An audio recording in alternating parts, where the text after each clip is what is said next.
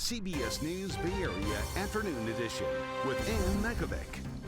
Right now on the afternoon edition, fire at an East Bay refinery sending up dark smoke and prompting air quality concerns in that area. Thanks for joining us this Monday.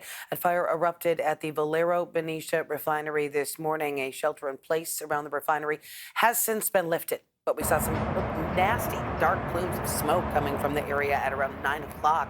Valero now says the fire is under control, but the cause still unknown. Our chopper was over the refinery earlier. You can see crews working to hose down any remaining flames. A hazmat team is monitoring for potential impacts, and an air quality advisory remains in effect. That shelter-in-place order did impact the nearby Robert Semple Elementary School for a time. And we spoke with Bill Walcall, who runs an automotive business near the refinery. He's been running it for 30 years, and he says he wasn't too concerned because of the direction the smoke was blowing. Oh, I was at work. Saw that there was a lot of black smoke and walked out to the back. Got maybe 2-3 minutes of footage. A lot of flames and a lot of black smoke.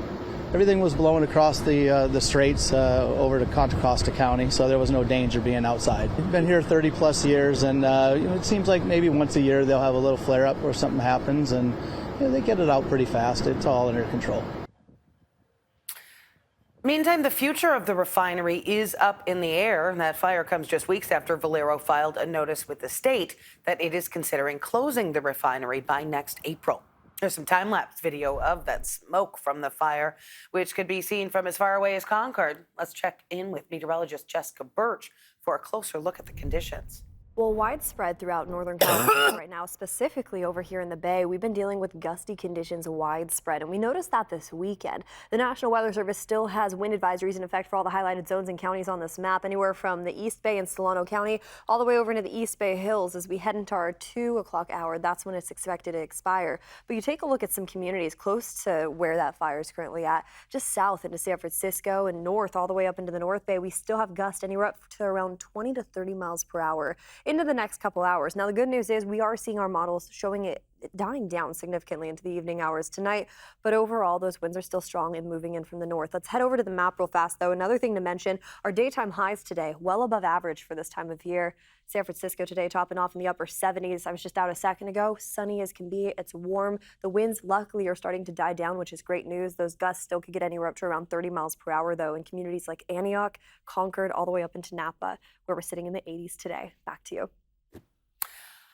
A kayaker was rescued in San Francisco off the Fort Mason shoreline just after 8 this morning. A rescue boat brought her and her kayak back to shore. She was not injured. Luckily, a family member was able to call for help on her behalf. Make sure that you have some means to call for help if needed. Many people will carry their cell phones in a waterproof bag or carry a radio that's capable of contacting the U.S. Coast Guard or calling for distress. We are told that the kayaker was wearing appropriate safety gear just in case. A lot of reaction coming in after President Donald Trump says he is directing federal agencies to reopen Alcatraz as a federal prison, even though it has been closed for over 60 years. The prison became too expensive to maintain and has since become a real tourist attraction, hosting more than 1 million visitors each year. President Trump says his idea came because of all the pushback he's gotten from federal judges over the removal of migrants without due process. They want to have trials for every single, think of it, every single person that's in our country illegally, that came in illegally. That would mean millions of trials, and it's just so ridiculous what's happening. The president's proposal, of course, sparking immediate reaction. Veronica Macias is live with more on the likelihood of its reopening, which, as a prison, which does not seem that likely. It doesn't, and good afternoon. Yes, we know very little details about the president's proposal to reopen Alcatraz as a prison, but already people that we've talked to here at the marina telling me that it's better to keep this an iconic San Francisco attraction than returning it to a prison. Now, back when it did operate some 63 years ago, we do know that it could house up to 300 inmates, we know. And we know it was also very difficult difficult to get everything onto the rock as it's known here. It's not far from us here at the marina, just a little over a mile, but all the supplies that were coming in onto the rock, including fresh water, had to come in by boat. Now, the reason Alcatraz shut down, like you said, under then Attorney General Robert F. Kennedy, was because of the island's isolation. It was the ultimate security prison and an ideal place to house the most dangerous of criminals, people like Al Capone. And while the president's idea is not being taken seriously by some lawmakers on Capitol Hill, who say this is possibly all a distraction from concerns about tariffs and the economy, the idea has been brought up before. Under the Reagan administration, there was a proposal to perhaps hold up to 20,000 Cuban detainees on the rock. Plus, in the early 1900s, Angel Island held an immigration processing station for Asian immigrants. And the president's border czar has ordered already announcements here of an immediate assessment of the president's directive. Well, we need detention beds, and we do contracts, a lot of states, a lot of local municipalities, so that's, I think it's certainly an option, especially for the significant public safety threats, national security threats. I mean, should be on the table. However, people that we talked to earlier today here in the marina say that they had been to Alcatraz plenty of times as children, and while they support the president's crackdown on immigration, they say they don't think this idea is practical. No, that's our major tourist site and great for the economy, and then you go, oh, but it is a prison, but yet are there better alternatives? So again, I go back to the numbers more than the actual job description of it, because I think the numbers are going to dissolve this whole thing. While I think there does something need to be done about illegal immigration, I don't think reopening Alcatraz would make sense because it would be too expensive. You would have to totally redo the thing, probably even have to tear it down and rebuild it. And then it's very expensive to operate because you have to bring everything over.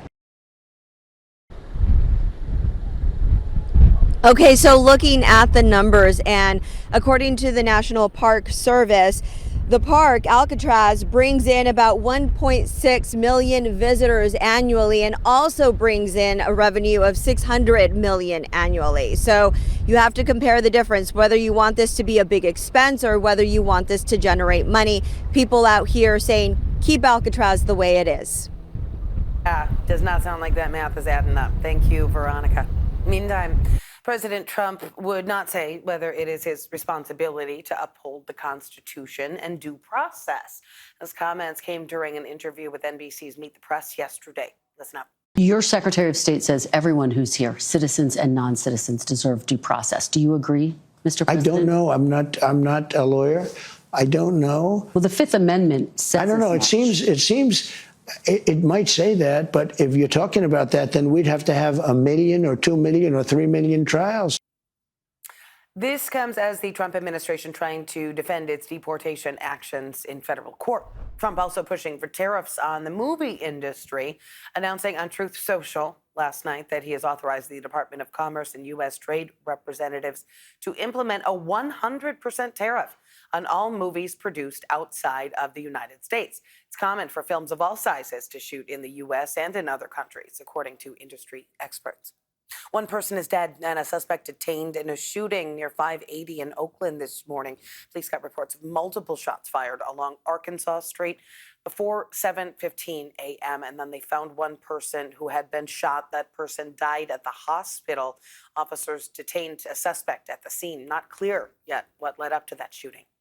The city of Oakland facing a major budget crisis and key leadership changes. Interim Mayor Kevin Jenkins delayed the release of a critical 2-year budget plan until today to address a $265 million deficit over the next 2 years.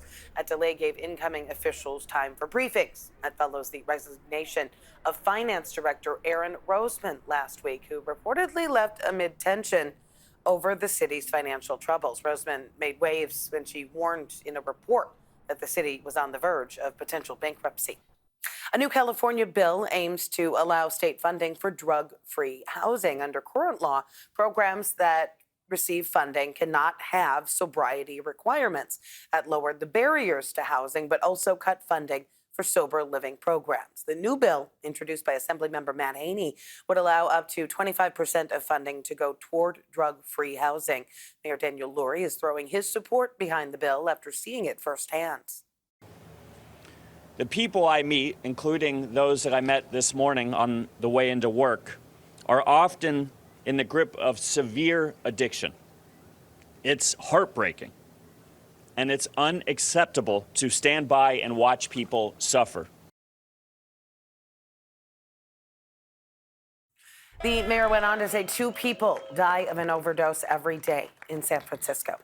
Public health officials in Santa Clara County are calling to address the health crisis in the Latino community. A recent Latino health assessment in the first 10 years found that there were shocking gaps in health access and outcomes. More than half of the ER visits from gunshot wounds and homicide victims are Latinos. Almost half of Latino residents delayed medical treatment last year due to the cost. The Latino suicide rate has increased by 48% over the last 10 years. The Latino community makes up about 25% of the county's population. The report and recommendations will be heard by the Board of Supervisors tomorrow. Still ahead here at noon and streaming on CBS News Bay Area. An idea that some beauty is meant to disappear. Now, some artists are embracing the concept. And the Golden State Valkyries gearing up for their preseason opener tomorrow, taking on the Los Angeles Sparks. We got a look inside Chase Center this morning. The arena splashed with violets. The head coach told us she is eager to kick off a fresh NorCal-SoCal rivalry as the team prepares for the big game. I'll take on the rivalry, but I'll take on the rivalry with any team. You know, I think it's good. You're right. We're the 2 California teams, but I mean, for us, we want to beat everybody. So that's our mindset. And you can watch the Valkyries' first ever preseason game tomorrow live on Pix Plus. We're going to have pregame and postgame analysis live with tip-off at 7 p.m. Well, sometimes it's tough to see your hard work get wiped away. Well, one local artist says it's all part of the process. Our Itai Hodge shows us his Earthscapes. It's not unusual for an artist to step out of the studio and head to the beach for inspiration. But Andres Amador never heads back, because for him, the beach is the studio. It's a huge, enormous canvas. While most artists hope to make something that lasts forever, Amador spends his days creating masterpieces he knows will be gone by lunch. I can create an artwork, it gets washed away, I can come back the next day and do another one. He calls them Earthscapes, massive designs as wide as football fields, visible only from above, and only until the tide clocks in. For the last 2 decades, his art has stretched from New Zealand to South Africa to Ireland, but he doesn't always do it alone. He'll post a time and a place. When people show up, he'll hand them a rake and a theme. Today, the theme is What Brings You Joy?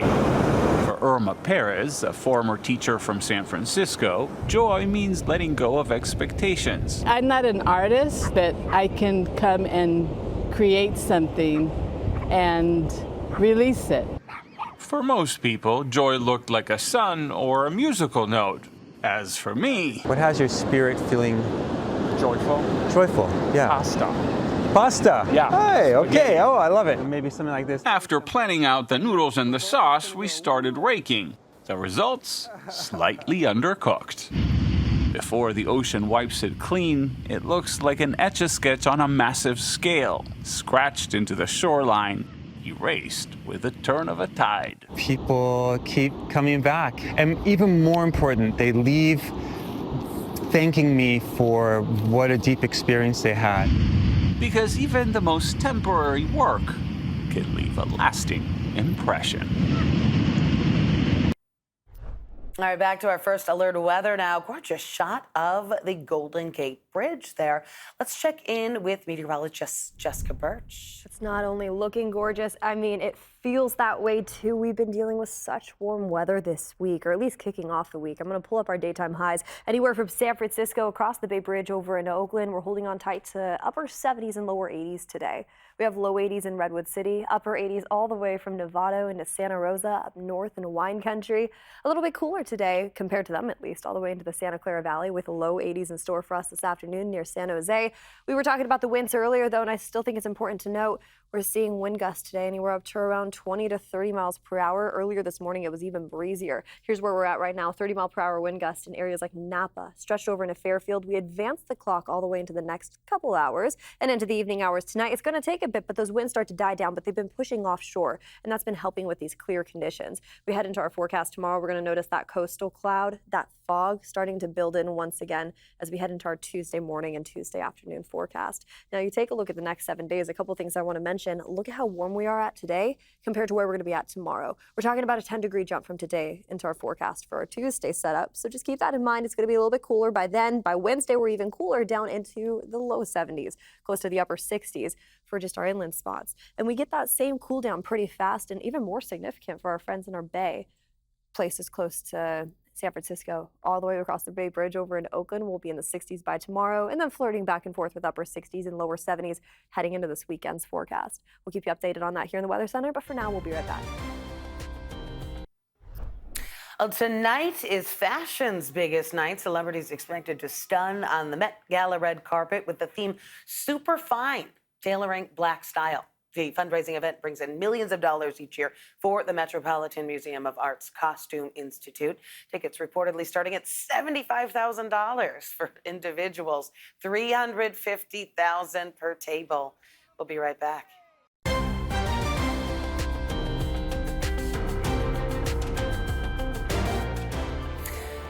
In honor of Asian American and Pacific Islander Heritage Month, a powerful story is unfolding in San Jose's Japantown, where a tattoo artist brings centuries-old Japanese traditions to life.